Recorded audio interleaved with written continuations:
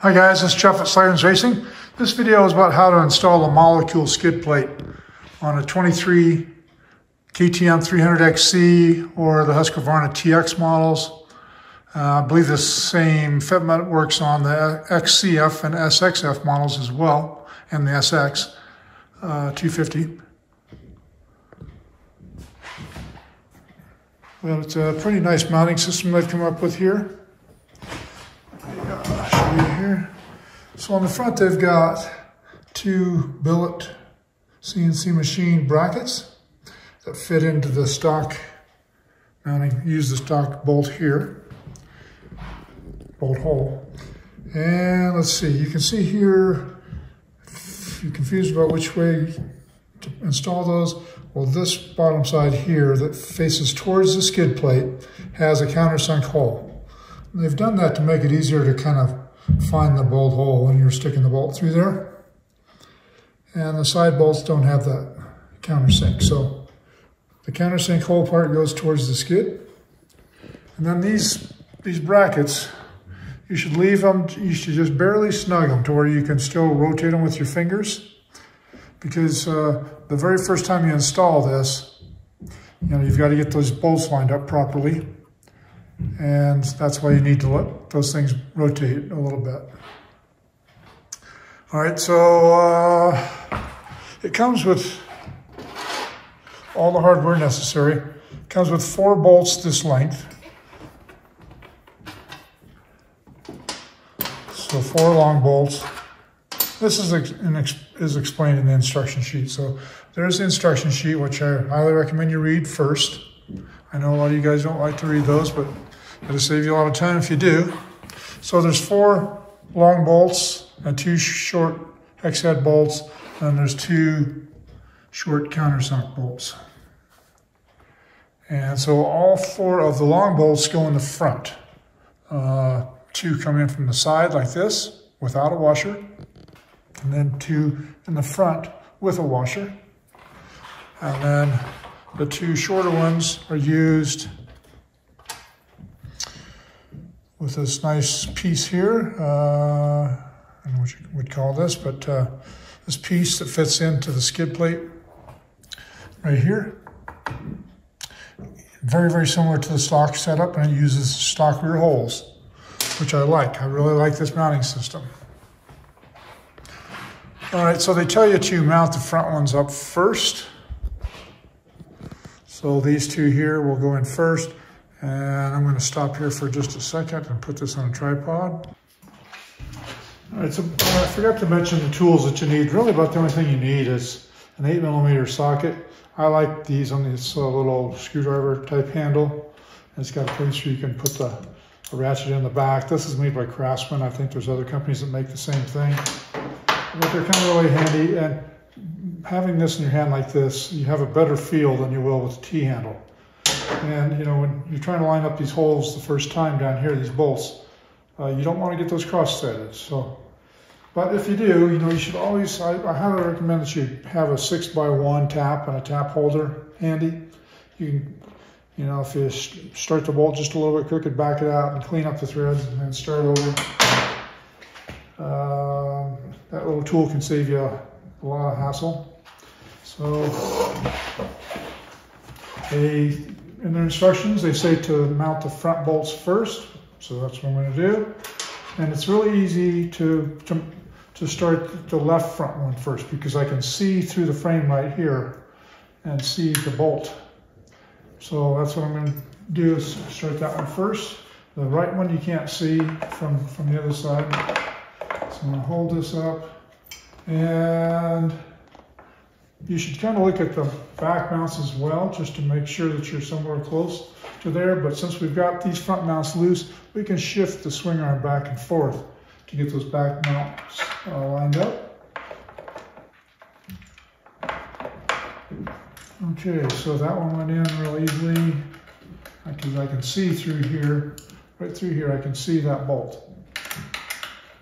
So I'm just going to kind of just finger tighten that. We're going to get the other one up here. And that one I can't see, so I'm going to jiggle this mouth that's closest to me. I'm going to jiggle around on that some. See if I can get this lined up first. Okay, it's in there, it's not cross-threaded, it's good. And I'm just going to put it finger tight as well. Then if I've got everything finger tight, front and in here, so that I can shift the swing arm back and forth if I need to. The swing arm, the skid plate, excuse me. All right, and I'm going to use one of these shorter bolts with this piece. Just grommet and start it in here.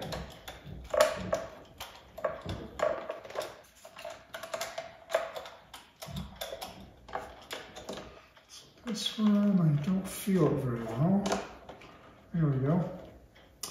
You know, sometimes it's best just to start them with your fingers because you can feel the hole the best.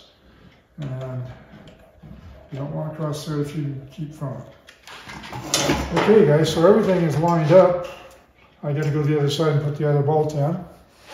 I don't think you need to see me do that. And by the way, I've got the pipe off on this bike, but it does not have to be off to do this skid plate mount.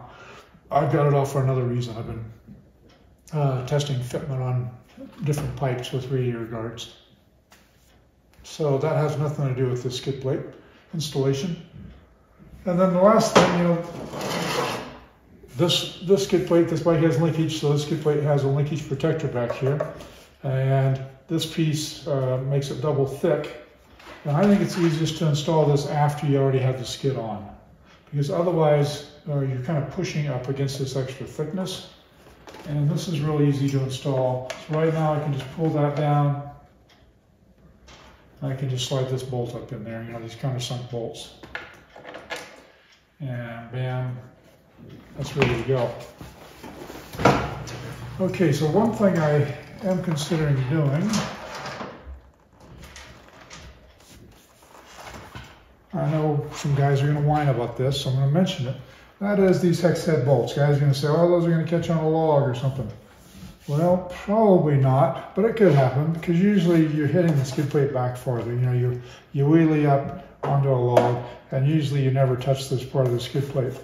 But if you're concerned about that, I'm going to order for myself. I'm going to get on the internet and find some screws like this. You probably can't see it well in here, but it's a button head Torx head. And this is not the right size by any means. This is a 5mm, it needs to be a 6. But I'm going to find some of those on the internet for myself and probably replace this with a button head just to smooth things out a little bit. But it's a very nice skid plate. I mean, that's extremely easy to install. It's got great protection. It's made in the USA. One little pointer I would say is this hose clamp right here. It's pointed out straight towards me, so this skid plate is actually hitting on that hose clamp. And if you would happen to bash this right here, you could break that hose clamp and have a water leak out on the trail. So I'd highly recommend that you loosen this hose clamp enough to rotate it in to where the adjuster piece is out of the way. It could save you a little headache later on. But other than that, guys, this one's a home run. I mean, easy to install, high quality product, excellent protection on both sides. It's nice and thick. It's made out of a, I want to say it's UHMW. I'm not positive the material's on our site, on the page. This thing has got a good price point at $159, including the rear skid plate piece. And it's made in the USA, so wham bam, it's a no-brainer, guys. Please like us on Instagram, Facebook, subscribe to us on YouTube. Give us a shout out once in a while. Definitely throw us a bone. We'd like to have your business. And we hope to see you out on the trails this summer. That's all for now.